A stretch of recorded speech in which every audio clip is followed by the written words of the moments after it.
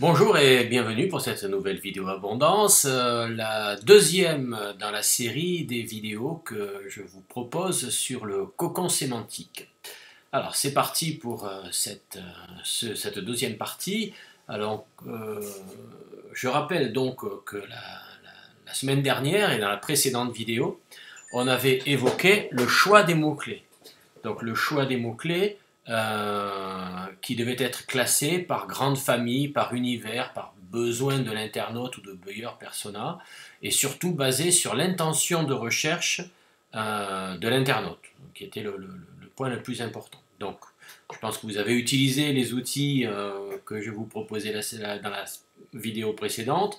Vous avez trouvé les besoins de l'internaute, vous les avez rattachés à des requêtes. Donc maintenant, on va passer à l'étape 2. L'étape 2, c'est la création d'une mind map. Alors, une mind map, ça se crée avec tout un tas de logiciels en ligne la plupart du temps.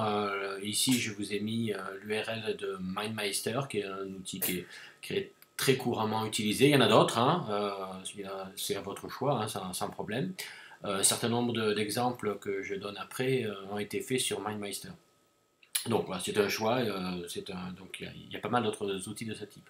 Bref, vous allez utiliser un outil de mind map pour créer votre arborescence, et l'arborescence telle que vous l'avez créée, telle que vous l'avez imaginée à travers les requêtes que vous avez identifiées. Donc je continue avec mon exemple sur les lunettes de vue. D'ailleurs, j'en profite pour dire que tout à l'heure, par rapport aux requêtes, merci à la personne qui m'a indiqué que lorsqu'on a des problèmes de lunettes, c'est pas un ORL qu'on va voir, c'est un ophtalmo. Donc il y avait dans la liste des mots-clés, il y avait ORL. Bon, bien sûr, c'est ophtalmo. Donc merci, j'ai essayé de modifier dans les slides cette semaine. Donc voilà un exemple de structure très simple, hein, faite avec MindMeister. Donc vous faites une arborescence de vos pages au travers donc du travail qui a été fait sur les mots-clés auparavant. Donc voilà un exemple d'arborescence très simple. J'en mets quelques autres ici sur les slides, vous pourrez vous en inspirer aussi. Ce sont des exemples qui m'ont été donnés par Laurent Bourrelli, qu'il propose également dans ses formations. Donc voilà, l'idée c'est toujours de structurer, de faire des silos qui descendent de façon de plus en plus précise sur l'intention de recherche de l'internaute. Voilà un autre exemple ici de mind map qui a été créé toujours dans le domaine des lunettes de vue ou de cette thématique. Dernier point, avant de passer à la vidéo suivante la semaine prochaine sur la troisième étape. Donc quand vous allez créer vos mind maps, il y aura en tête de silo, c'est-à-dire en haut du silo et en tête d'arborescence, les pages cibles, que j'appelle PC, page cible, c'est l'appellation d'origine aussi, voulue par Laurent Bourrelli. À la fin de l'arborescence, donc les dernières pages, les pages finales d'arborescence, je les appelle pages finales.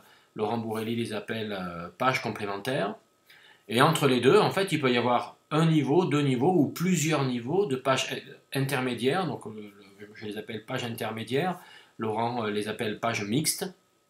Voilà, qui sont les pages qui sont sur les niveaux intermédiaires entre la page cible qui est en haut de l'arborescence et les pages finales qui sont complètement en bas de l'arborescence. On utilisera ces appellations dans la prochaine vidéo. Mais pour ça, il va falloir attendre une semaine encore pour passer à cette troisième étape. Voilà, bah écoutez, je vous remercie pour avoir écouté cette vidéo un peu plus courte cette semaine. Ceci dit, il y a beaucoup de travail hein, quand on fait une mind map, donc même si la vidéo est courte, ne pensez pas que faire un mind map, ça se fasse rapidement. Donc je vous laisse à vos mind maps et je vous dis à la semaine prochaine pour une prochaine vidéo abondance sur le cocon sémantique. Merci, au revoir.